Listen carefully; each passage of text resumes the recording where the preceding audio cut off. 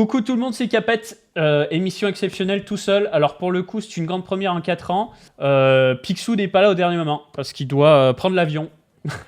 Prendre l'avion, et vous savez en général ce qui se passe quand Picsou prend l'avion. Mais bon, d'habitude, il me pète pas dans les doigts. Bah là, il pouvait pas, c'est pas grave. Donc je vais vous faire l'émission seul. Vous avez pu voir dans le titre de cette émission, on parle de clôture annuelle sur Bitcoin. Pourquoi? Bah, parce qu'on est le 22 décembre et qu'on se rapproche de la fin d'année. Et qu'en fait, bah, vous pouvez voir tout simplement que sur l'année, on est sur un Bitcoin un tout petit peu en négatif. Il en va de même pour Ethereum. Donc, bougie rouge ou bougie verte, on va voir. On va voir. Et ça annonce un petit peu la couleur pour la suite, en sachant que historiquement, Bitcoin n'a jamais fait 2 années dans le rouge d'affilée. Donc peut-être qu'on va faire une petite clôture en dessous et qu'on va démarrer beaucoup plus aisément ensuite sur l'année 2026.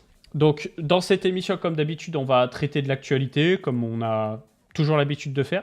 Mais ce que j'ai envie de faire pour cette émission, c'est peut-être vous donner des astuces qui vont vous aider à être plus productif pour travailler, pour vous renseigner sur les cryptos, pour lire, etc.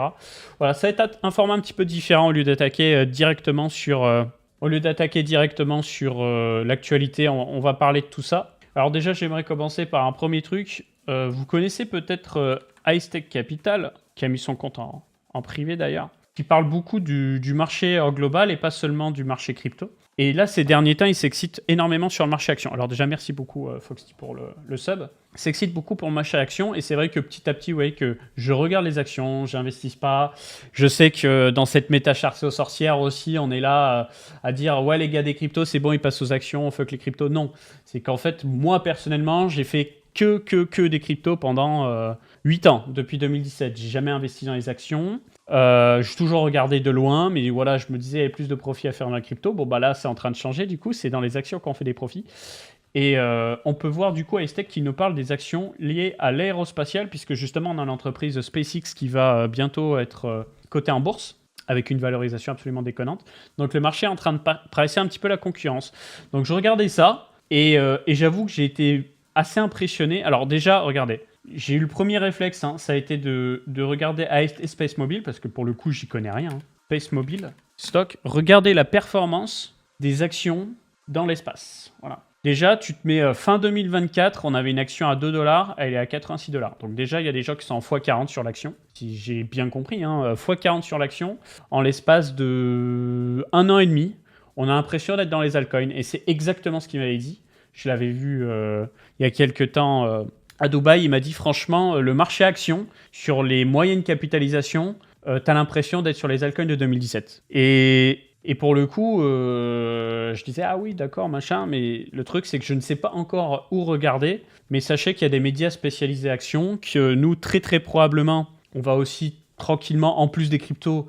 Encore une fois, le but, c'est pas de faire un pivot et dire fuck les cryptos, nous on est là pour les cryptos, mais d'aller sur le marché action.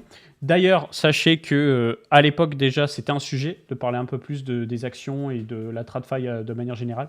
Et c'était moi qui avais mis un stop justement à ce sujet-là, puisque je voulais qu'on soit concentré sur les cryptos. Et bien, ça a été encore une erreur de ma part. Donc voilà, on va regarder les actions un petit peu plus en détail. Vous avez vu la crise sur la RAM qui a fait que on a des actions type Micron qui ont absolument explosé. Micron, c'est aberrant. Micron, c'est absolument aberrant ce qui se passe depuis 1 an. Voilà, on est sur une action qui a fait x4, littéralement. Mais pas que ça. Alors, voilà, comme je vous ai dit dans cette émission, on va parler un petit peu d'outils qui peuvent vous aider à gagner en efficacité. Alors déjà, on va commencer par une petite extension qui s'appelle Contraste élevé. Alors c'est une extension qui porte bien son nom, qui augmente les contrastes. J'ai découvert ça il y a 2 semaines. Et je me sens presque honteux de ne jamais avoir vu cette extension. Alors, on va prendre cet exemple-là. Alors, ça va dépendre si vous êtes sur un écran de mobile, si vous êtes sur un écran IPS ou DAL OLED. Ça, c'est le site par défaut. Et avec contraste élevé, en mettant contraste accru, le site à nouveau. Et vous voyez, direct, tout ce qui va être écriture en vert, texte un peu grisé, ça va passer du gris au noir. Le background, il va être en blanc. Et en fait, ça simplifie la lecture à mort. Toujours dans cet exemple, là en ce moment, moi, à côté des cryptos, pour m'aérer un peu l'esprit, j'apprends un peu la cybersécurité. Regardez ce texte qui est en noir sur blanc, qui est plus ou moins lisible. Je vais mettre le contraste accru, voilà. On se fait un avant-après, hop, ça fait tout ressortir. Et en fait, en ce moment, je suis concentré sur ça. Pourquoi ? Parce que souvent, soit on n'arrive pas à se concentrer sur la lecture et dès que c'est des trucs un peu longs, un peu techniques, etc., on décroche. Des fois, on a la barrière de la langue. Typiquement, là, je suis un cours qui est en anglais. Alors, je peux parfaitement le traduire en français, hein. Ils ont la traduction française.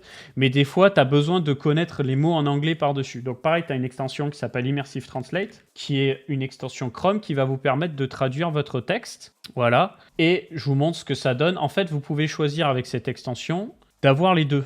Donc là, par exemple, je peux garder mon texte en anglais. Try Hack Me, Capet, c'est pas un truc pour tester les failles de sécurité. Ça me dit quelque chose, mais j'ai pas encore fait tout ça. J'en suis au stade de l'apprentissage.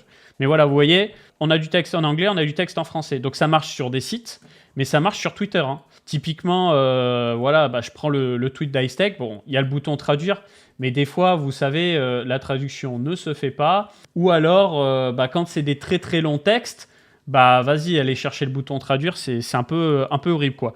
Donc, on va se mettre sur Immersive Translate, on va appuyer sur le bouton traduire, et comme ça, parfait, on a le texte en anglais et le texte en français, et pareil pour les tweets du dessous. Alors, ça peut très vite devenir le bordel, hein, surtout quand il y a beaucoup de tweets. Donc, vous pouvez remettre afficher le texte original. Vous pouvez, bien entendu, avoir que la traduction et pas le texte original, mais moi, j'aime bien avoir les deux. Donc voilà, je vous envoie ça, contraste élevé dans le chat. Je vous le mettrai en description pour ceux qui écouteront ça sur YouTube. Voilà, ça c'est vos alliés. Et dernier allié, il s'appelle Language Reactor. Alors cette fois c'est pour les vidéos YouTube. Donc Chrome Language Reactor. On va parler crypto, hein, vous inquiétez pas, mais en fait souvent il y a la barrière de la langue et je sais que ça peut être un petit peu dérangeant. Donc ça va vous aider à passer outre la barrière de la langue tout en étant dans une logique d'apprentissage. Donc Language Reactor, que je vous envoie, plus tu DL d'extension, plus tu as de vecteurs d'attaque potentiels. C'est vrai. Mais si tu fais les choses correctement, normalement tu utilises ta crypto avec un ledger, pas avec un hot wallet. Donc normalement, c'est OK. Moi, perso, quand j'ai besoin de manipuler des gros fonds, j'utilise pas cet ordinateur, j'utilise un autre ordinateur. Mais quand j'ai besoin de faire des transactions rapides, il peut m'arriver d'utiliser cet ordinateur, mais toujours avec un ledger. Je fais quasiment plus rien sans ledger en crypto de toute façon. Pour être totalement transparent avec vous, c'est même pas histoire de faire un placement de produit, c'est qu'en fait, j'ai lu trop de dingueries sur YouTube et ça me terrifie. Donc, alors exceptionnel, prenons la vidéo de Bicode. Comment corrompre un fonctionnaire. Donc, avec Language Reactor, on peut changer les options. Et on peut dire la langue des sous-titres, la langue de traduction. Donc, imaginons, vous êtes, comme moi, vous êtes en couple avec quelqu'un qui ne parle pas la langue. Il ne va pas me trouver anglais? Bah si, voilà. Et là, vous pouvez avoir le texte de base dans une langue, le texte traduit dans une autre. Comme ça, vous pouvez consommer votre vidéo au calme, dans votre langue, et vous avez la traduction en temps réel à côté. Alors, attendez. Et là, d'ailleurs, vous voyez, ça me met juste le français. Vous pouvez bien entendu changer la taille des traductions, hein, c'est possible aussi. Si vous voulez une taille un peu plus grosse, vous pouvez. Alors, je vous laisserai regarder cette vidéo qui est exceptionnelle. Mais voilà, imaginons que vous voulez regarder des vidéos de Bankless qui font des podcasts sur la crypto, typiquement. Voilà, on va se mettre sur le dernier podcast, Crypto Hack. Voilà, hop. Donc, on va se dire cette fois, du coup, langue des sous-titres anglais, langue de traduction français. Voilà. Et comme ça, typiquement, vous faites un live Twitch, vous êtes à l'aise plus ou moins avec l'anglais, peut-être que vos viewers ne le sont pas du tout. Et là, vous voyez, grâce à ça, vous allez pouvoir vous faire un stream où tout le monde comprend. Totalement gratuit, hein, bien sûr. Hein. Et typiquement, il y a des gens qui m'ont posé la question, comment améliorer son niveau en anglais? Moi, je vous le dis, vous mettez des vidéos en anglais, avec les sous-titres. En fait, quand vous voulez apprendre quelque chose, activez automatiquement les sous-titres. Vous allez voir, ça devient tellement plus facile d'écouter et de lire les sous-titres en même temps. Et si vous le souhaitez, vous pouvez aussi, comme ici, mettre les sous-titres dans votre langue à côté. Sachez que cette extension fonctionne avec YouTube, elle fonctionne également avec Netflix. Voilà. Donc si vous voulez regarder les petites séries Netflix, faites-le avec cet outil. Donc ça s'appelle Language Reactor. Je voulais commencer cette émission là-dessus parce que je pense que c'est des choses qui peuvent vous être particulièrement utiles pour passer la barrière de la langue. Et tout ça, c'est gratuit, bien entendu. Donc revenons-en sur nos actions. Donc on a des actions qui aujourd'hui se portent très bien du côté de tout ce qui est aérospatial, etc. Et je regardais du coup un peu plus au global. Est-ce qu'il y a... Ça va nickel, moi. Je te remercie, Darkham City. Moral, bon. Là maintenant, oui. Mais cette semaine, pas du tout. Pas du tout le moral, à cause de l'arrêt de la cigarette. Hein. Encore une fois, hein. Je me plains beaucoup, hein, je suis désolé. Mais Qu'est-ce que c'est dur, putain. Mais ça vaut le coup. Franchement, ça vaut le coup parce que la respiration, elle est mieux, le sport, c'est mieux. Et en fait, faut voir plus loin et se rassurer par la suite. En tout cas, ouais, il y a des ETF apparemment spécialisés en industrie aérospatiale. Alors, je sais plus où j'avais noté les ETF, pardon. Je crois que c'était ETF d'ARK Invest. Mais en tout cas, au global, on est sur un petit 50 ou 60% à l'année, je crois, sur les actions aérospatiales. Donc, c'est assez violent comme marché. En plus de la crise de la RAM. Tout ça pour vous dire que, ouais, en ce moment, les cryptos, les altcoins, ça pue des fesses. Les altcoins, ça pue des fesses. Mais côté action, ça se porte très, très, très bien. Et n'hésitez pas à vous diversifier, et c'est pour ça que j'en profite bien évidemment pour faire la transition avec le partenaire de cette émission, Bitpanda. Une fois que vous créez un compte sur Bitpanda, vous avez la possibilité de trader des cryptos, bien sûr, mais vous avez aussi des ETF et des actions. Alors malheureusement, j'ai vérifié, ils n'ont pas des actions sur tout ce qui est l'espace, mais ils ont les actions tech américaines classiques, et puis les grosses boîtes type Micron, type ASML aussi, tout ça ils ont. Tout ça, ils ont. Et d'ailleurs, si vous voulez une petite présentation de tout ce qui est entreprise tech, sur le site de Coin Academy en ce moment, on a sorti dans la partie Academy justement des tutos d'achat, Palantir, Micron, Samsung, ASML, où on vous donne un peu plus d'informations sur toutes ces entreprises. On va parler d'AAV, on va évidemment parler d'AAV dans cette émission. Voilà, donc on vous explique à quoi sert l'entreprise, et puis après, on vous explique le parcours d'achat sur Bitpanda et sur la concurrence. Voilà, donc n'hésitez pas sur le site de Coin Academy, vous avez plein d'articles utiles comme ça. Et nous, on va continuer de se diversifier, de faire crypto et de plus en plus marché action quand il y aura des choses à se mettre sous la dent. On va de plus en plus s'y intéresser. Je sais que Picsou regarde beaucoup Tesla, LVMH aussi.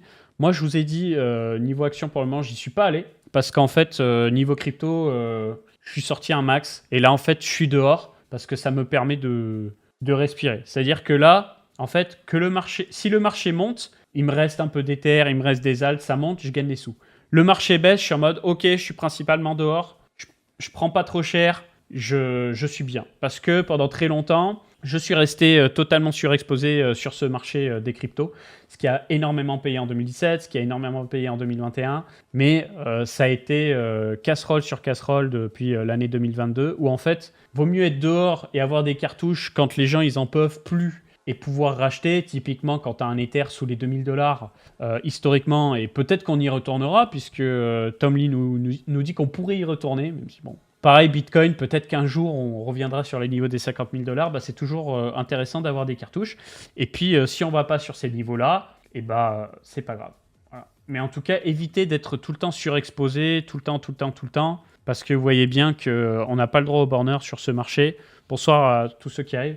On n'a pas le droit au bonheur dans le sens où ça fait très très très longtemps qu'on n'a pas eu des jetons qui sont montés et qui sont restés. À chaque fois, on a des petites montées et ces montées, elles sont aussitôt ravalées, quoi.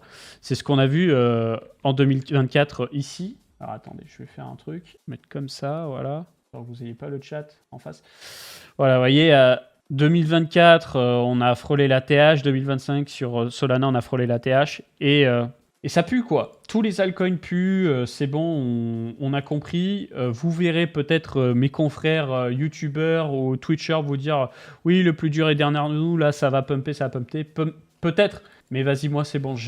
Les altcoins, pour le moment, je peux plus. Je suis concentré sur BTC, Ether et c'est tout. Parce que même Hyperliquid en ce moment a beaucoup de mal. Je pense qu'il va s'en sortir. Hein. Le FUD est extrême en ce moment sur Hyperliquid, absolument extrême.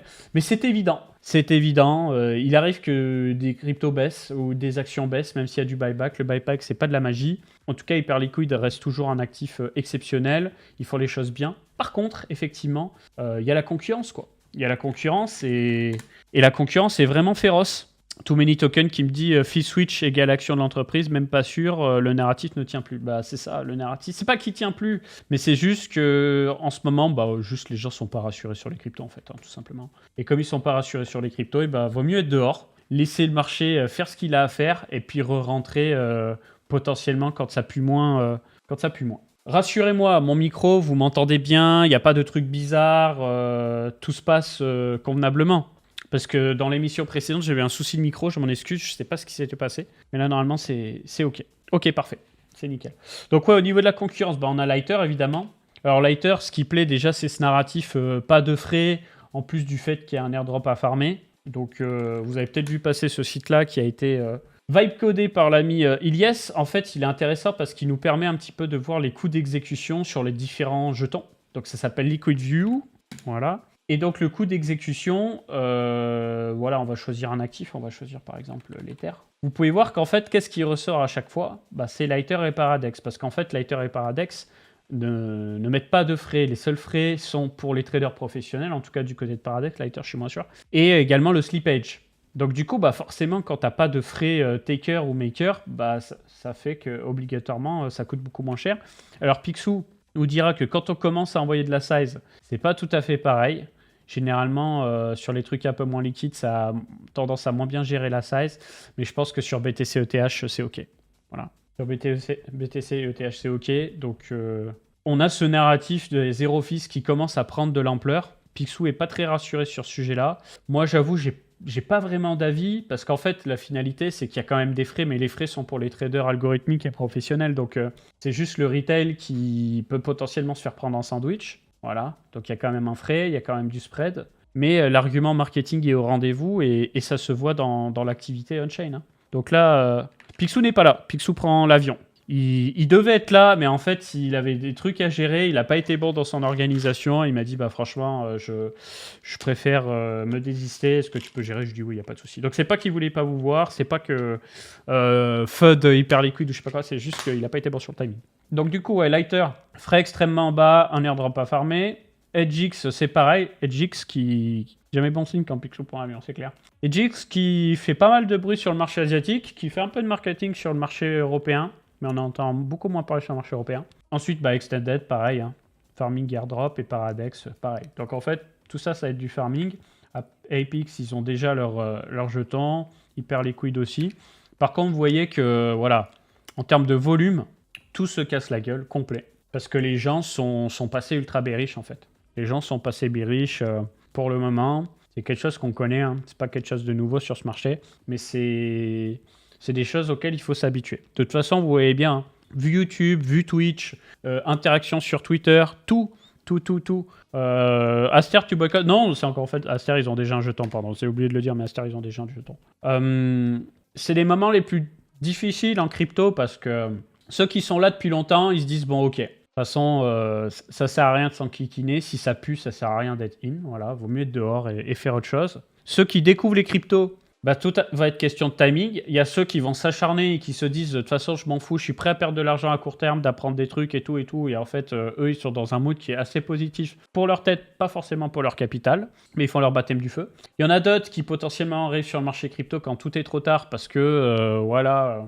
Elon Musk, Trump, crypto, institutionnalisation, ils se disaient c'est bon, on va aller à Bitcoin à 200 000 $, Ethereum à 15 000 $, et en fait ils se font péter le cul, pour dire les choses vulgairement. Donc la finalité, c'est que, moi j'ai une question pour vous, le chat, est-ce que vous pensez que les cryptos c'est fini? Si vous êtes là, je pense que la réponse est vite, enfin la question est vite répondue, c'est que vous y croyez toujours. C'est juste que le marché a totalement changé. Le marché a changé. Déjà, il n'y a que Bitcoin qui a vraiment performé. Le reste, ça a été un champ de mine. Ethereum a déçu, évidemment, parce que tout simplement, on s'attendait à beaucoup plus de l'actif, on s'attendait à beaucoup plus de choses sur son écosystème. Solana lui a pris quand même pas mal de buzz. Base lui a pris pas mal de buzz et Base n'a pas de jetons. Ça a été de l'extraction pure et dure. Voilà. Et après... tout ce qui est marché des altes, le marché des altes, c'est catastrophique. On en parle à chaque émission, hein. On radote pas mal, mais le marché des altes, le marché des altes est catastrophique. Peut-être qu'un jour, il y aura du mieux. Il y aura des moments court terme, évidemment. Il y aura des moments court terme où les altes vont monter. Mais j'insiste vraiment sur le court terme, parce que là, on l'a vu qu'il n'y a plus rien qui tient. Depuis 2021, tu peux plus faire confiance, il n'y a plus rien qui tient, et personne n'arrive à briser son ATH. On frôle avec l'ATH sur Ether et sur Solana, mais le reste, à des exceptions près, est un échec. Alors, il y a des exceptions. Hein. Il y a le BNB, il y a en fait les jetons d'exchange. BNB, Tron, Whitebit. Voilà. Ces jetons-là d'exchange sont des exceptions, puisque le supply est relativement concentré dans les mains, j'allais dire de la mafia chinoise, mais c'est pas vrai, mais des entrepreneurs de Chine, disons. Voilà. Donc, ils savent prendre soin de leur token, Whitebit, et j'en passe. Mais mis à part ça, les altcoins sont catastrophiques. Donc, le mieux, soit d'être dehors, soit d'accumuler son BTC tranquillement. Pour le reste, c'est quand même beaucoup plus compliqué. Et ouais, il y a des trucs, oui, il y a des paris un peu court terme où, bon, t'as Monero qui surfe un peu sur le narratif Zcash parce que t'as d'abord Zcash qui a pumpé et en fait les gens se sont dit, bah pourquoi Monero ne pumperait pas? Alors que Monero est probablement beaucoup plus utilisé dans le monde réel que Zcash, ne serait-ce que sur le Darknet. Hein. Si vous faites des transactions sur le Darknet, c'est que du Monero, hein, qu'on se le dise. Quasiment que du Monero en tout cas. Zcash, voilà, c'était un play court terme. Par contre, le play de la privacy risque de plaire. Mais je sais pas, XMR a pump avant... Oui, non, mais attends. Zcash, il est passé de $50 à $700, il a fait x14. XMR, il a pas fait x14 en 3 mois. Dose un peu, il a fait x2 récemment. Excusez-moi, je réponds au chat. Bon, le play de la privacy, il va plaire parce qu'on voit bien qu'il y a des réglementations qui passent dans tous les sens en Europe, aux États-Unis, etc. Donc il va y avoir de la demande pour la privacy. Par contre, la privacy va se passer au niveau protocolaire, je dirais, sur Ethereum, sur Paradex par exemple, ou ce genre de choses.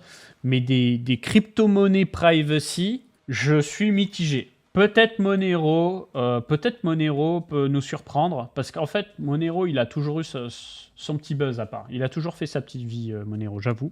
Mais le reste, moi, j'y crois pas. Enfin, j'y crois pas. Je crois en leur utilité, mais leur potentiel spéculatif, je n'y crois pas. Déjà parce que de tout temps, vous avez toujours un nombre incalculable de forks de Monero, de forks de Zcash, de moi je suis mieux que Monero, moi je suis mieux que Zcash, parce que si, parce que ça. On s'en bat les couilles. Voilà. Monero, ok, c'est pas des transactions instantanées, Zcash non plus, mais ça fonctionne très bien. T'as de la privacy par défaut sur Monero via obfuscation.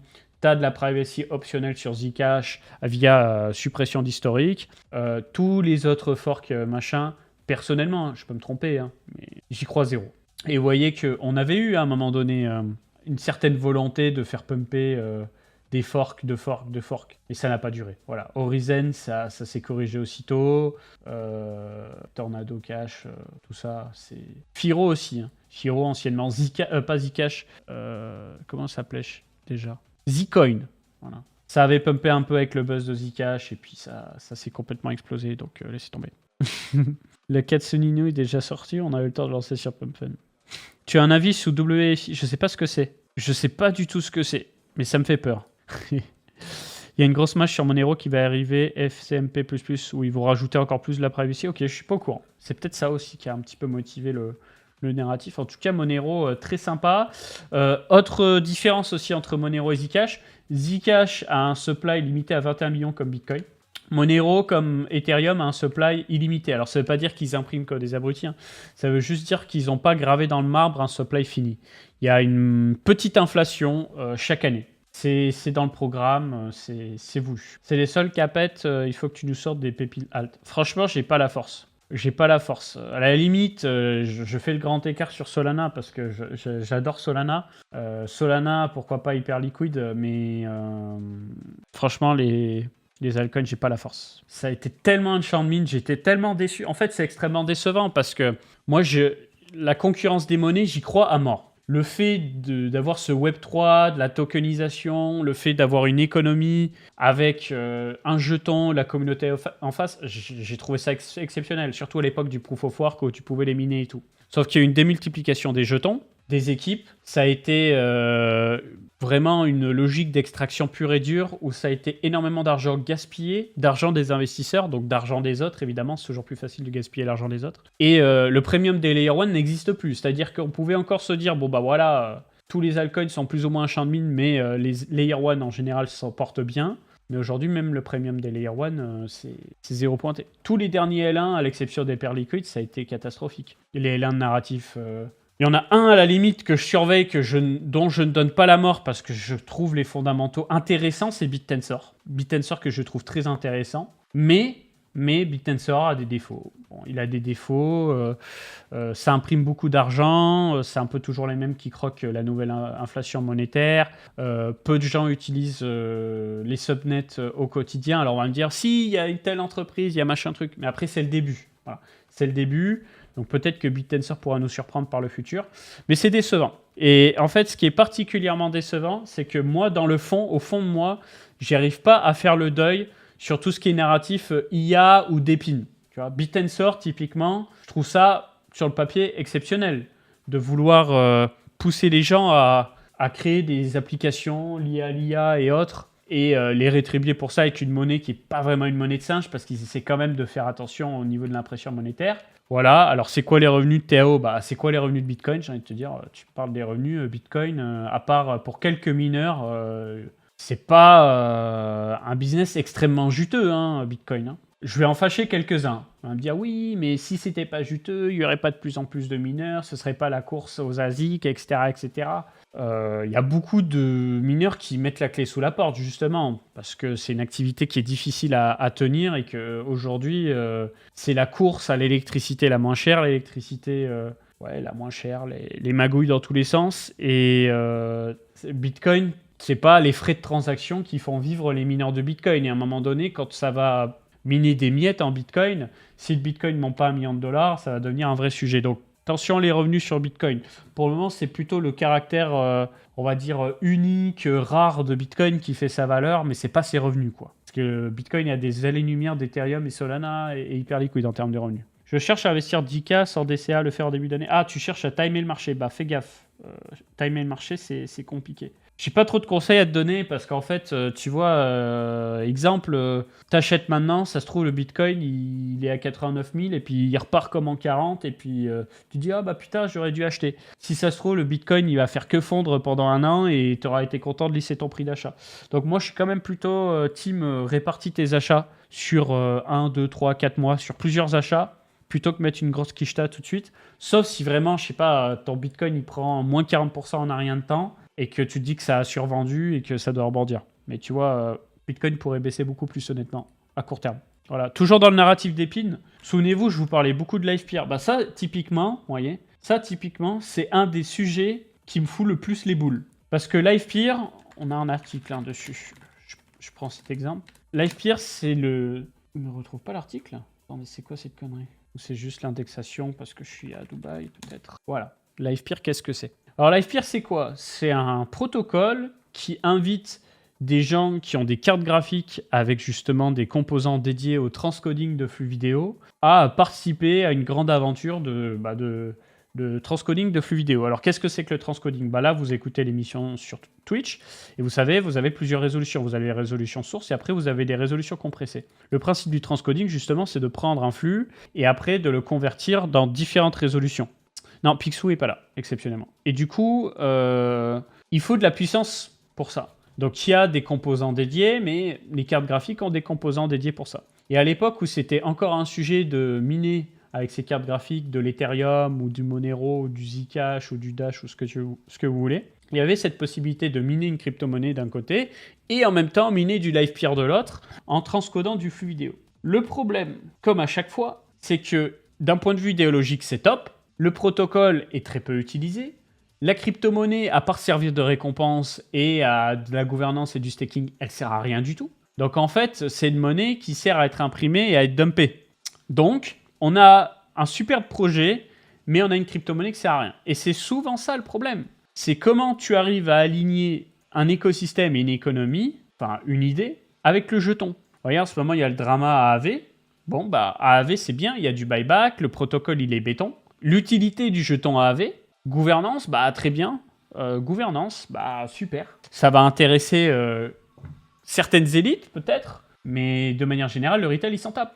Donc les gens se disent, pourquoi je vais avoir du AAV alors qu'Ether existe? Pourquoi vendre mes Ethers pour du AAV? Alors il y en a qui ont fait le move, qui ont vendu des Ethers pour du AAV, ils s'en mordent les doigts là actuellement. Et c'est normal, parce que c'est le problème qu'on a à chaque fois avec les altcoins. C'est leur capacité à se rendre utile. Donc là, en ce moment, on pousse un peu le bouchon avec les buybacks. Potentiellement, ça ne suffit pas. La vidéo sur l'equity story. Envoie-la-moi sur Twitter, Too Many Tokens, s'il te plaît. À force d'avoir des blockchains publiques avec un token qui flop, ça va continuer à faire des blockchains privées sans jeton et basta.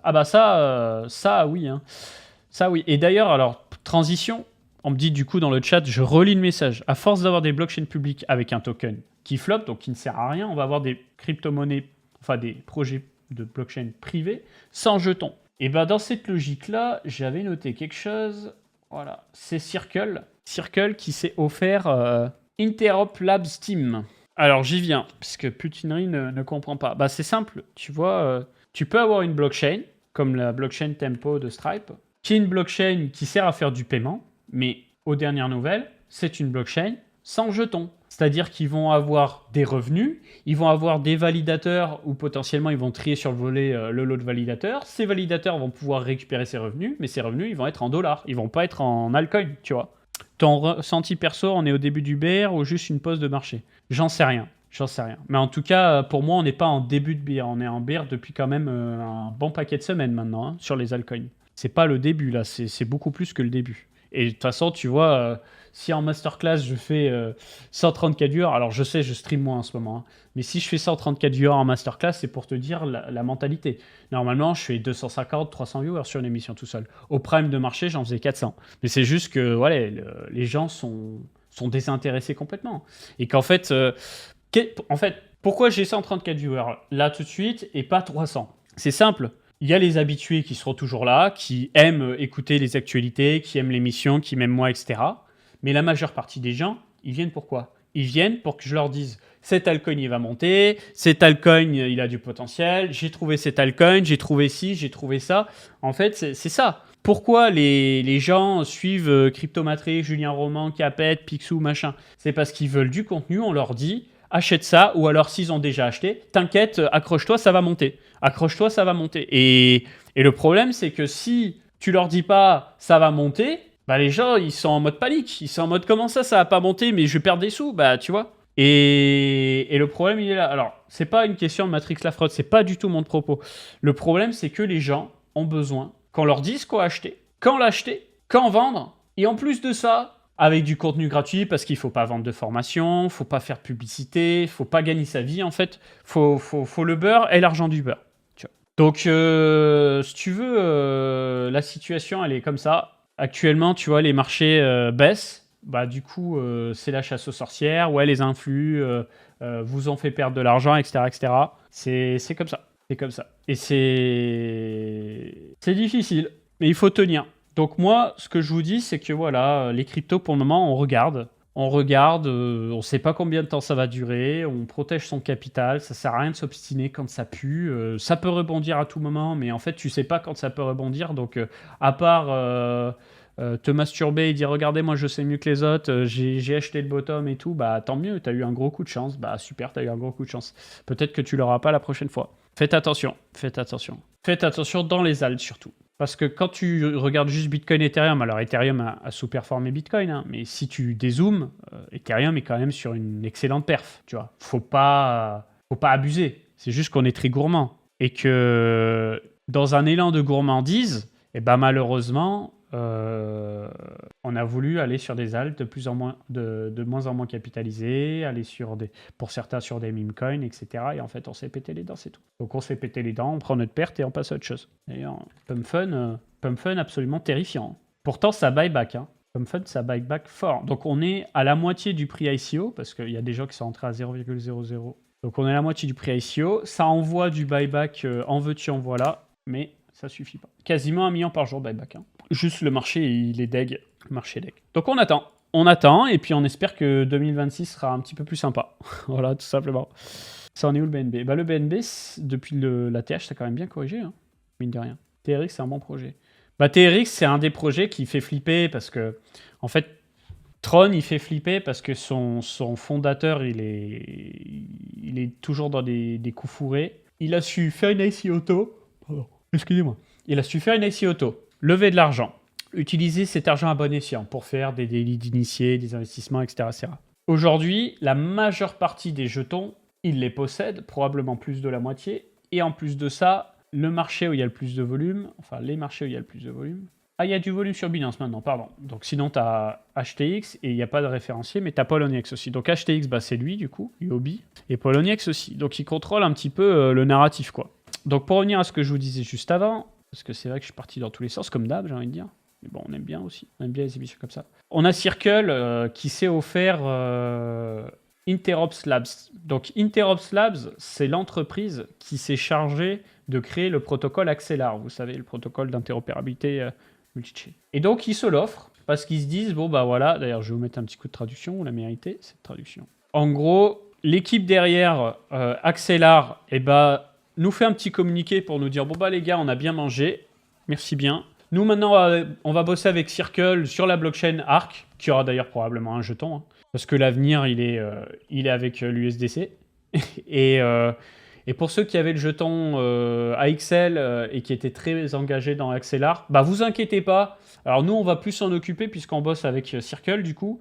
Mais tu as la société Common Prefix qui reprend la main sur Axelar. Donc du coup, qu'est-ce qui s'est passé?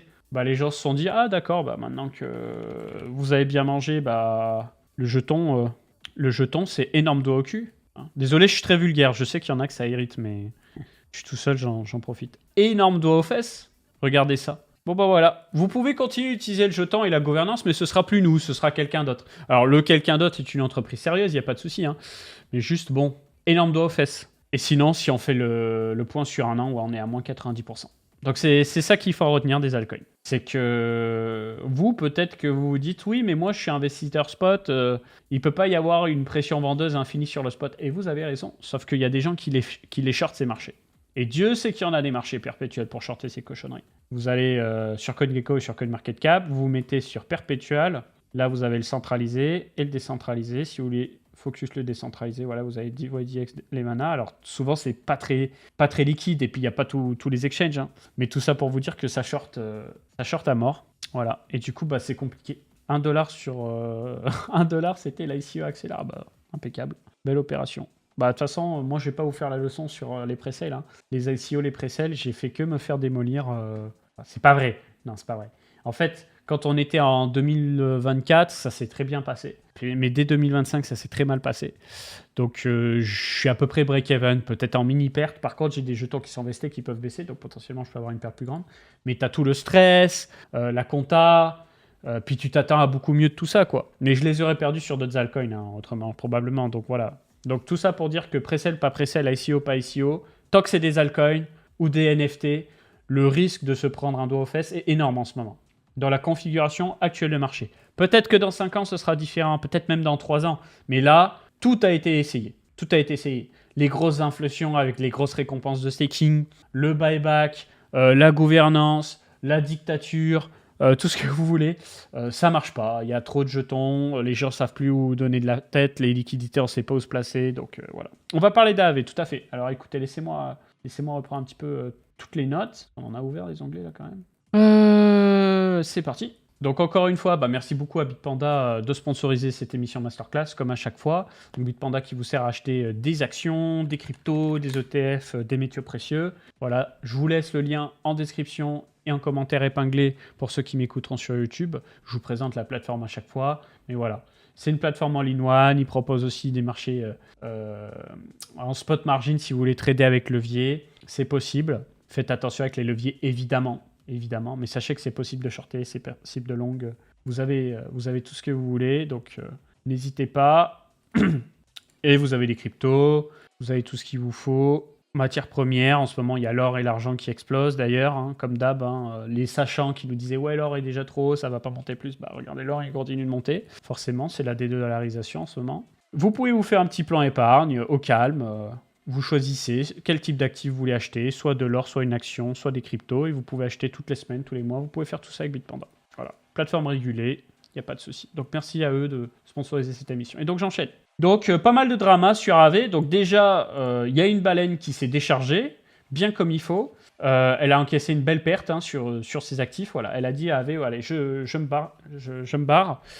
Je reviens sur de l'Ether et du WTC. Mais en tout cas, ouais, ils ont pris une perte de 13 millions de dollars. Donc c'est assez violent.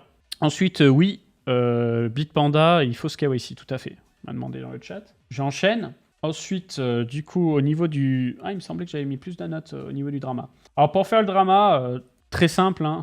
Je vous avais dit, je crois, la semaine dernière que tu avais l'ADAO qui collectait des revenus au travers de l'agrégateur de swap Paraswap. Ce Paraswap a été remplacé par un autre agrégateur qui s'appelle CoSwap, sans demander à la gouvernance, sans demander à la AEV Chan Initiative. Donc en fait, ça a été vu comme une énorme déception, parce qu'en fait, à quoi bon parler de gouvernance si l'entreprise privée fait un petit peu comme bon lui semble. Du coup, il y a eu une première discussion où Stani, le fondateur d'AAV, a dit oui, bah, AAV Labs, l'entreprise, elle a la marque, elle a l'interface, donc elle a bossé dessus pendant des années et des années, elle n'a pas trop de comptes à rendre. Du coup, la communauté s'est un petit peu fâchée. Il y a tout de KYC maintenant. Tout ce qui est régulé est KYC, ouais. Après, ce qui n'est pas régulé, c'est une autre histoire. Mais bon, c'est toi qui vois si tu veux avoir un épisode FTX ou pas, quoi. Normalement, quand c'est régulé, tu devrais pas avoir d'épisode FTX. En tout cas, les trucs bien régulés en Europe, type Bitpanda, c'est propre. Bitpanda, c'est très très très propre. Ils font pas n'importe quoi avec les fonds de la clientèle parce que si, après un audit, ça se voit, c'est terminé. Hein. C'est amende, prison, tout ce que tu veux. Ils rigolent pas avec ça en Europe. Voilà. Et donc là, il y a une nouvelle proposition de gouvernance sur AAV où simplement on propose à partir... Alors, c'est quand que ça démarre, voilà. Ça démarre le 23 décembre, c'est-à-dire demain, ou ce mardi pour ceux qui m'écouteront sur YouTube. Les gens vont pouvoir décider si toute la propriété intellectuelle d'AAV Labs revient dans les mains de la DAO. Donc le truc, c'est que ça se fait pendant les périodes de Noël. Donc ça a été un vote qui a été fait de manière assez précipitée. Le but étant d'empêcher potentiellement que des gens votent ou s'opposent à ça. Voilà, alors attendez, on va se relire ensemble exactement la proposition, ce sera mieux. Non mais je veux dire acheter la crypto, on va dire, de manière anonyme. Oui, bah c'est ce que je te dis, si tu fais ça via une plateforme régulée, c'est KYC. Si tu veux pas KYC, bah tu dois faire ça avec des gens de confiance ou des plateformes non régulées, avec le risque qui se part avec la caisse, qui fassent jouer avec les fonds de la clientèle, qui perdent les fonds, etc. etc. Donc Bitpanda, ils sont du côté, on va dire, propre, et puis si tu veux pas de KYC, il y a des solutions qui existent, mais avec les risques qui vont avec. Donc je mets un coup de traduction, pardon. Relisons ensemble cette proposition d'AAV, voilà, avec notre superbe outil Immersive Translate. Donc, proposition de gouvernance d'AAV pour que les détenteurs de tokens demandent à recevoir le contrôle des actifs de la marque. Donc, domaine, comptes sociaux, donc réseaux sociaux, hein, droit de nommage sur un véhicule contrôlé par la DAO. Ainsi, il est demandé à toutes les parties contrôlent actuellement de les remettre à la fois dans l'esprit et dans la pratique. Donc, qui contrôle actuellement ? C'est AAV Labs, c'est-à-dire l'entreprise. Les origines de la direction à long terme d'AAV ont toujours été orientées vers la décentralisation. Un projet initialement financé via un mécanisme décentralisé, donc ICO, devant être possédé et gouverné par les détenteurs à travers une véritable DAO, idéalement autosuffisante avec à la fois la valeur et la responsabilité censée être inhérente à la DAO. Depuis des années, la communauté a fonctionné sous l'attente implicite d'un alignement entre les contributeurs, donc les fournisseurs de services, et la DAO. En pratique, AAV Labs a été implicitement considéré comme un gestionnaire de bonne foi des canaux de communication, des passerelles importantes telles que AAV, l'écosystème plus large. Ou BGD Labs, ça je connais pas ce que c'est, a agi en tant que gestionnaire implicite d'autres comme l'organisation GitHub, AAV, DAO. Mais cette compréhension implicite, à quel que soit le tiers, n'est ni saine ni bénéfique pour AAV à long terme, car le fait de rendre explicite la délégation de gestion est sans doute uniquement positif pour AAV. De plus, ouais, ok, bon. Cette proposition vise donc à apporter une clarté explicite et un contrôle de la DAO. Donc en fait, c'est un communiqué politique pour dire que l'entreprise a toujours agi de bonne foi pour la gestion du domaine, des réseaux sociaux, etc. Et que là, on va au-delà de la bonne foi, on fait une proposition de gouvernance, on écrit noir sur blanc que ce serait la DAO et donc les holders d'AAV qui piloteraient tout. Ce qui mettrait plus ou moins dehors AAV Labs. Sauf si, bien sûr, AAV Labs fait des propositions, qu'elles sont acceptées et qu'ils se mettent à développer, comme ça a été le cas sur DYDX. Maintenant qu'on se le dise, je te réponds juste après, Warren, sur le cas FTX. Maintenant qu'on se le dise, DYDX, la décentralisation, elle est à double tranchant. Et vous l'avez vu. Alors attendez, je mets juste la musique. Vous l'avez vu parce que ce qui se passe, c'est que quand tu es dans un process décentralisé, c'est très difficile d'être efficace. Le temps de faire la proposition, de l'accepter, de la budgéter, de mettre les équipes en face, de développer le truc, de vérifier que ça a été débloqué dans les temps, ensuite payer les bonnes personnes, etc. C'est un vrai bordel. C'est pour ça qu'en fait, la décentralisation, c'est beau sur le papier, mais dans l'exécution, c'est souvent un bordel. Donc moi, de l'extérieur, je connais pas toute l'histoire d'AAV. Je sais juste qu'ils ont fait un bête de produit, que Mark Zeller, c'est quelqu'un que je respecte énormément, qui bosse extrêmement bien, mais il n'est pas tout seul. AAV Labs a évidemment fait un travail exceptionnel sur le produit, c'est juste qu'aujourd'hui, je pense qu'ils arrivent à un moment qui peut tous nous arriver, c'est des divergences d'opinion et d'intérêt. Et que potentiellement, Stani, il est en mode, moi je vous donne les clés, en mode Emmanuel Macron, hein, quand il a dissolu l'Assemblée, hein, je vous donne les clés, vous vous démerdez. Un peu en mode ras-le-bol, je sais pas. Je sais pas exactement ce qu'il a en tête. Si ce n'est que, voilà, la proposition, elle a été créée ce jour, que le vote démarre le 23 et que ça s'arrête le 26. Donc il y a quand même pas mal de gens qui vont passer totalement au travers. Voilà, ça va être un peu la guerre, ça va être conflictuel.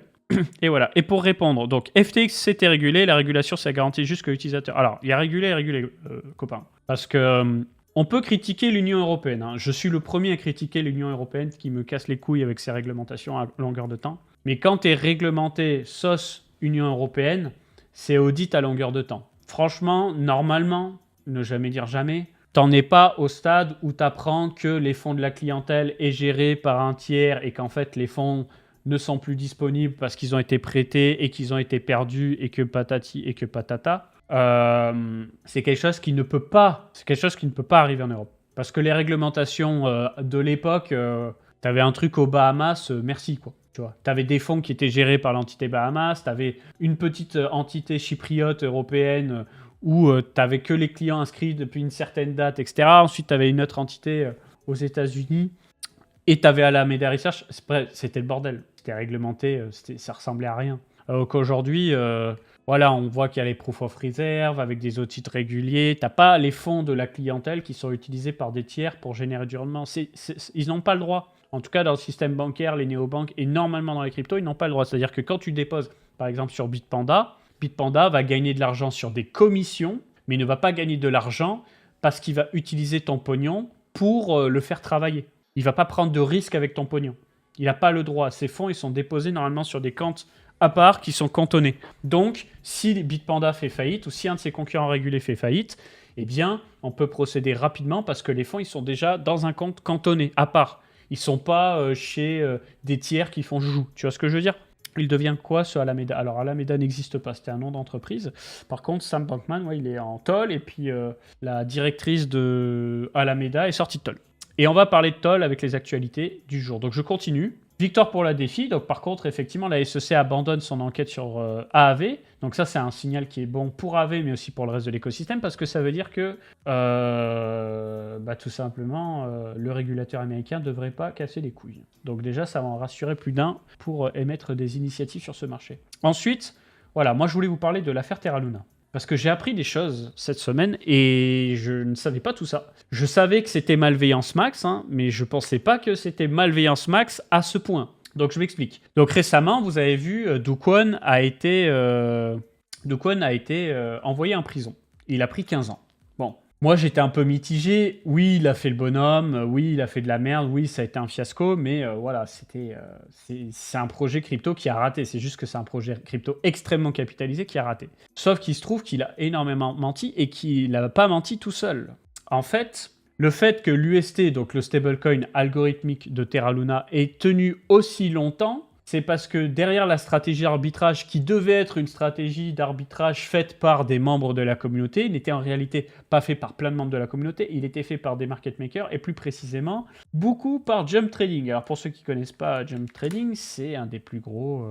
c'est une des plus grosses sociétés de trading au monde et dans les cryptos. Donc qui fait du trading haute fréquence, etc., qui a été très impliqué sur l'écosystème Solana, qui est d'ailleurs l'entreprise qui se charge du développement de Solana Firedancer.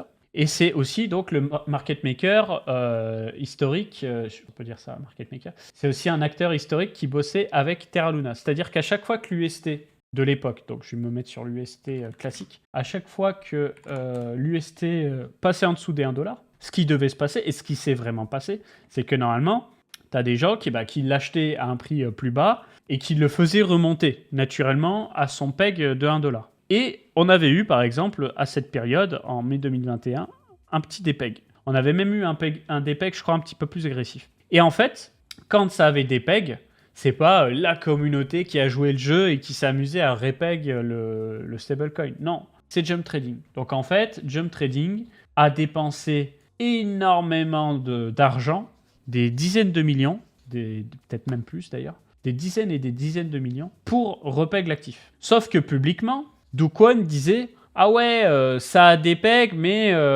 l'algorithme s'est auto-réparé, les gens ont fait le taf d'arbitrage et ça a repeg. » Et en fait, il avait menti. Il avait menti parce que en backstage, Jump Trading avait fait un deal avec Terraform Labs, l'entreprise derrière Terra Luna, pour acheter des Luna à prix cassé, donc des Luna à 40 centimes de dollars, alors qu'ils s'achetaient à 90 dollars sur le marché. Donc le deal, c'était quoi? Jump Trading a dépensé 62 millions de dollars à l'époque pour acheter du jeton UST pour le faire repeg, et en contrepartie, ils ont reçu des jetons Luna. Et comme ils ont acheté ces jetons Luna à un prix cassé, mais qu'ils pouvaient les revendre à prix d'or avant le crash de Terra Luna, ils auraient apparemment encaissé 1,28 milliard de dollars. Donc ils ont investi 62 millions pour pas que ça se casse la gueule tout de suite, pour encaisser 1,28 milliard de dollars. Je sais pas si vous voyez le délire, c'est aberrant. Et c'est pour ça que Terra Luna a tenu aussi longtemps. Parce que la réalité, c'est que Terra Luna aurait dû, apparemment, s'écraser beaucoup plus tôt. Et si ça s'était écrasé beaucoup plus tôt, potentiellement, on n'aurait pas eu la catastrophe qu'on a eue là. Parce que comme le truc, il a fait que monter jusqu'à 40 milliards de dollars de capitalisation, les dégâts ont été absolument effrayants. Et on sait probablement pas tout. Donc voilà, Jump a fait un gros magot. Potentiellement, ce magot, ils ont pu le faire fructifier indirectement sur le dos des investisseurs crypto. Et Do Kwon a menti tout du long.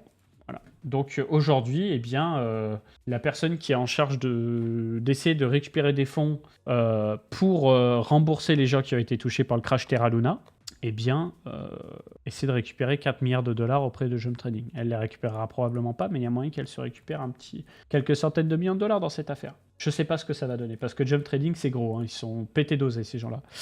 C'était à l'époque de BTC 60K, c'était à l'époque du cycle de 2021.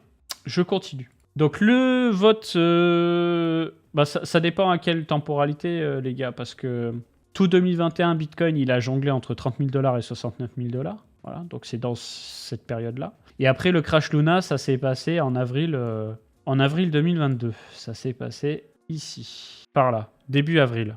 On était à 46K sur BTC. Et après, on a fondu.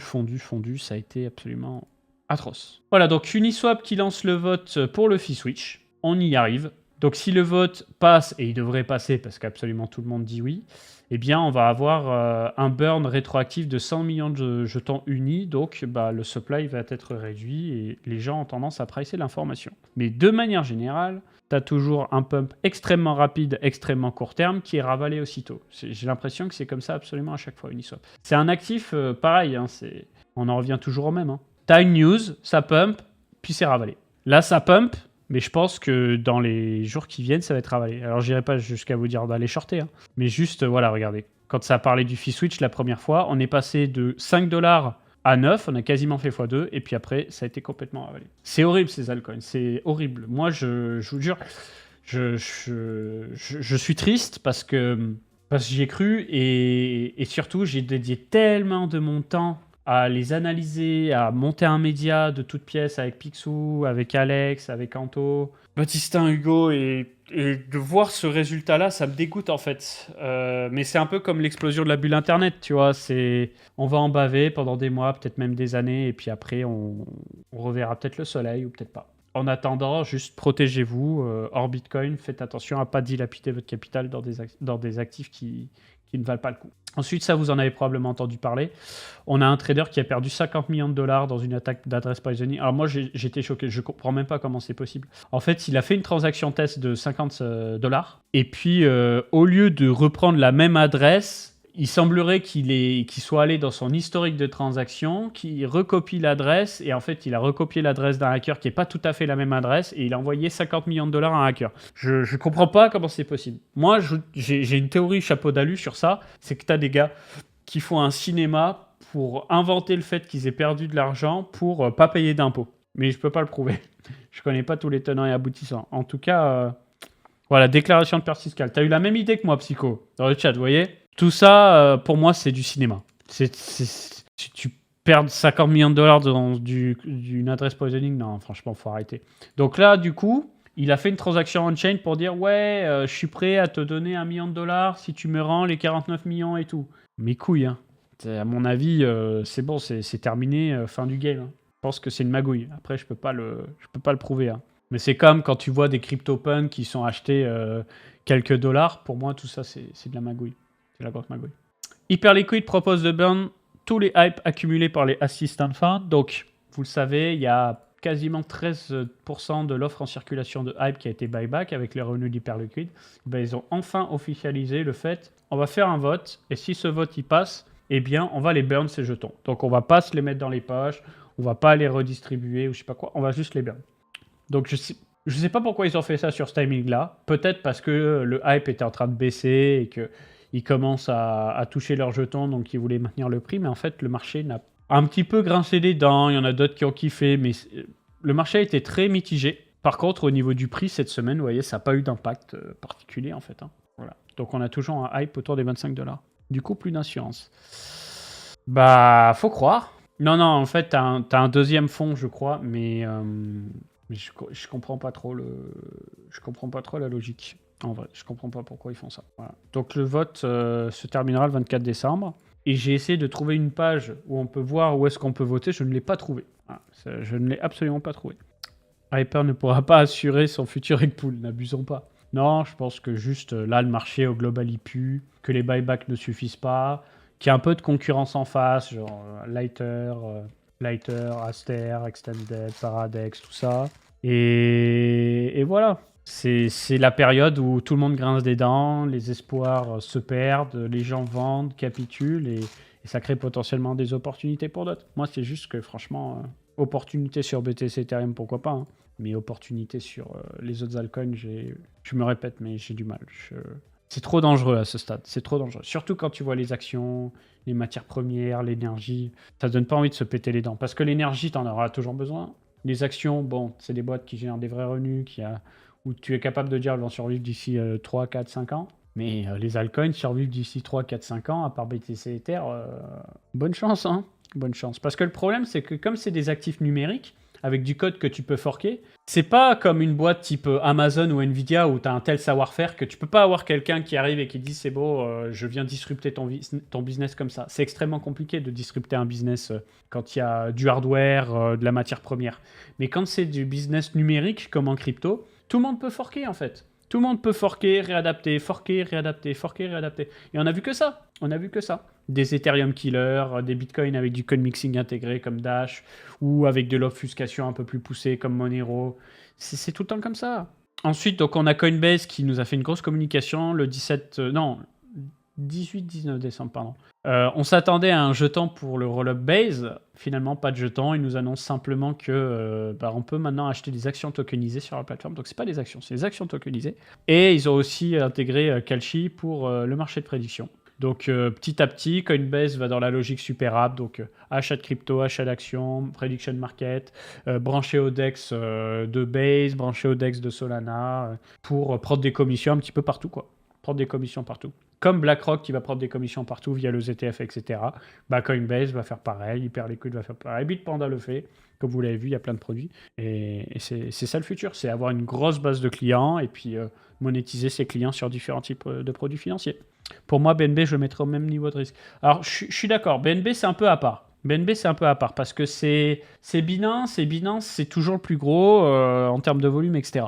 BNB, pas si mauvais. Voilà, ensuite, qu'est-ce que je me suis noté en vitesse, la team Voilà, donc on a le TGE de Lighter qui potentiellement s'approche, donc soit pour la fin d'année, soit pour 2026. Ça sème le doute, mais en tout cas, historiquement, voilà, dès qu'il y a des transactions liées à Coinbase, tu as souvent un listing qui arrive peu de temps après. Donc là, il y a une première transaction qui s'est faite le 19 décembre. On a eu d'autres transactions apparemment, donc tu en as eu une aujourd'hui. Donc il y a pas mal de chances pas mal de gens qui se disent que potentiellement l'airdrop va se faire juste après Noël. J'ai vu un tweet tout à l'heure qui parlait d'une interface airdrop où carrément le formulaire serait fermé le 26 décembre, donc c'est bizarre parce que ça laisse quasiment aucun temps à personne. Clairement, si les gens sont pas avec leur ledger et que ça se passe pendant les fêtes, tous ceux qui ont farmé mais qui n'ont pas pu remplir le formulaire peuvent se faire avoir. Comme ça a été le cas sur Hyperliquid, accessoirement. J'ai des proches qui ont utilisé Hyperliquid mais qui n'ont pas rempli le formulaire, qui n'ont pas touché leur jeton. En tout cas, voilà, tu as le jeton de Lighter qui est disponible en pré-market sur différentes plateformes. Par contre, c'est hyper illiquide. Il n'y a quasiment aucun volume. Même sur Hyperliquid, il n'y a pas de volume. Et on serait sur une valorisation de 3,37 milliards de dollars actuellement. Ce qui est complètement dingue. Toujours dans la même logique. On pouvait s'y attendre. Moi, je m'y attendais un peu. C'est pour ça qu'au final, je ne suis pas rentré dans la pré-sale de Megiotea. Je vous l'avais dit d'ailleurs. Voilà, Mega ETH qui est à 2 milliards de market cap. Donc seulement en x2 par rapport à la private sale. C'est quand même du positif, mais je serais pas étonné que ça fonde encore un petit peu. D'ailleurs, bah, j'avais pas vu, bah, on a aussi le jeton de Lighter qui est disponible depuis 4 heures sur le pré-marché, et cette fois à 4 milliards de valorisation. D'accord, donc on n'a pas la même valorisation entre le pré-marché de... What the fuck? Le pré-marché d'Ethena et celui-là. D'accord, donc ce pré-marché-là, il est déjà à 13 millions de volume. Ok, je le découvre en même temps que vous. Voilà, voilà. Tu as Variational, un nouveau concurrent d'Hyperliquid, Lighter, etc., qui a annoncé son système de points également. Donc Variational qui est très attendu, mais je pense, malheureusement, vu la concurrence féroce qu'il y a, ça va pas suffire. Je peux me tromper, hein, c'est toujours intéressant à regarder. Et puis, tu as Rise Chain, qui est à la base un roll-up concurrent de Mega ETH, qui pivote pour se recentrer un peu plus sur le narratif finance décentralisée. Donc, dans la même logique que Hypercore et Hyper-EVM, et ben, eux, ils appellent ça Market Core et EVM, mais en fait, ils font que de l'EVM hein, dans tous les cas. Et l'idée, c'est d'avoir des transactions atomiques, avoir un système extrêmement rapide pour pouvoir construire des applications financières par-dessus. Donc voilà, ça va être un concurrent de Mega ETH. Mais ils ont bien compris que ce qui marche en ce moment, c'est les prediction market et le trading. Donc ils veulent être cette infrastructure-là. Donc affaire à suivre. Malheureusement, je pense que Ratchain, c'est un bête de projet. Ils ont des bêtes de TECOS, ça va être ultra rapide et tout. Mais ils n'ont pas de buzz. Ils n'ont pas de buzz. Et vu la tendance de marché, j'ai peur qu'il n'en ait jamais du buzz. Ça me rappelle Fuel qu'on a couvert, avec qui on a bossé, que j'ai trouvé top. Fuel, le jeton catastrophique. Alors attendez, s'il te plaît, voilà, Fuel Network. Regardez la capitalisation de Fuel Network. Et ils avaient fait une ICO. Hein. Ils sont à 15 millions de market cap. C'est... Oh là là là là là là. C'est un truc de fou. Ils ont divisé par 50 depuis le début d'année. Et Fuel, c'est ultra rapide. La tech, elle est béton. C'était collé au narratif modulaire avec Celestia et tout. Mais juste, le jeton, il sert à rien. Et puis, il n'y a pas d'écosystème. Et en fait, tu as une bête de tech, mais personne ne profite de cette tech. Personne. Parce que c'est pas EVM. Parce que c'est à part et que tu n'as personne de très connu qui a embrassé la tech de Fuel. Et c'est terrible. C'est terrible. Donc, en résumé, les premiums de Layer 1, ça marche plus. Les techs ultra béton, ça suffit pas parce qu'il faut un bête de jeton, un bête d'airdrop, une bête de communauté. Il faut le full package.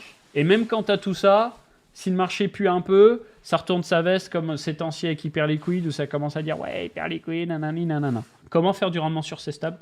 Y a plein de façons de le faire, mais moi je t'invite à regarder les volts de débloc. On va vous faire un trade à ce sujet-là dans les prochains jours sur Coin Academy. Sinon, sur la chaîne de Coin Academy, j'ai sorti une vidéo à ce sujet-là. Si tu veux pas trop te prendre la tête, pas trop prendre de risques, voilà, tu as la vidéo que j'ai fait sur des blocs, juste ici. Et dans cette vidéo, j'aborde justement les volts à la fin, tu vois, avec différents rendements qui montent jusqu'à 6%, soit sur de l'USD, soit sur de l'euro, soit sur de l'URC, soit sur de l'USDC. Tu déposes tes fonds sur ton wallet, ça va ensuite les déposer sur Morpho, et je te laisse regarder ça sur la chaîne de Coin Academy. Si tu veux pas trop te prendre la tête. C'est là que tu vois un gros problème sur ce cycle. Quelques nouveaux projets peuvent être aussi bétants que tu veux. Tu seras découplé à cause du non-buzz du jeton.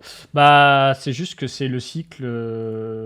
c'est le premier cycle où il y a... Les gens en ont marre. Voilà, les gens en ont marre. Il y a trop de jetons. Les gens sont perdus. Les bullshit marketing, ça marche plus. Il y a eu déception sur déception. Il n'y a aucun narratif qui tient sur le long terme, à part Perpdex actuellement, parce qu'il y a des airdrops à farmer, mais on verra après les airdrops si tous ces jetons vont bien s'en sortir. Et Prediction Market, parce que pareil, il n'y a pas de jetons, donc il y a un airdrop à farmer, mais qui nous dit qu'une fois qu'il y aura un jeton Polymarket et peut-être un jeton Calchi, ça va tenir? Personne ne nous le dit, tu vois. Donc il n'y a rien qui tient. Il n'y a rien qui tient à part Bitcoin. Y a rien qui tient. Et à côté de ça, tu as les actions qui se portent super bien. Donc les gens préfèrent acheter de l'or, de l'argent, des actions, de l'immobilier, ou rester assis sur du cash, puisqu'on est sur une période où beaucoup de gens sont assis sur du cash. Parce qu'ils se disent, justement, tous les marchés sont trop, et potentiellement, ça va dévisser hardcore, et ce sera l'occasion d'acheter quand tout le monde sera en train de paniquer. Ce qui est aussi un scénario qui est probable. Hein.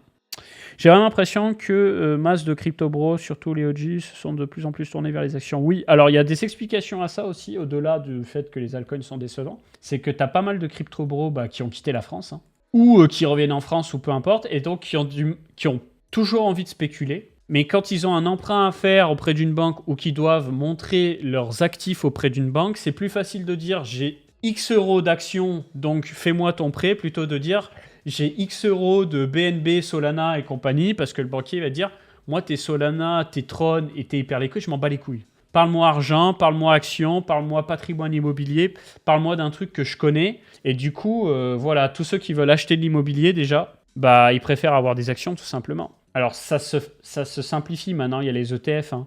Mais voilà. C'est pour ça qu'il y a plein de gens qui ont acheté du MicroStrategy, du Coinbase pour rester exposés aux cryptos, mais pas avoir des cryptos. Voilà les potes, et bah écoutez, petite émission sympa, on va refaire des lives cette semaine, je suis désolé de pas avoir live ces derniers temps, vraiment le moral était mauvais, mais mauvais, ça n'allait pas du tout. Vous inquiétez pas, je vais bien, c'est juste que voilà, j'arrête de fumer, donc il y a des jours en fait, je me lève, je me sens mal, j'ai envie de rien, et ça me ronge en fait, et j'ai pas envie de faire un live et faire semblant d'aller bien alors que ça va pas bien. Donc là aujourd'hui ça va bien. Donc je suis content et j'espère que les autres jours ça va aller bien.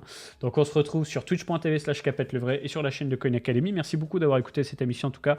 Vous avez les liens vers les extensions Chrome que je vous ai présentées plus tôt ainsi que Bitpanda en description et on se dit à très vite. Ciao tout le monde.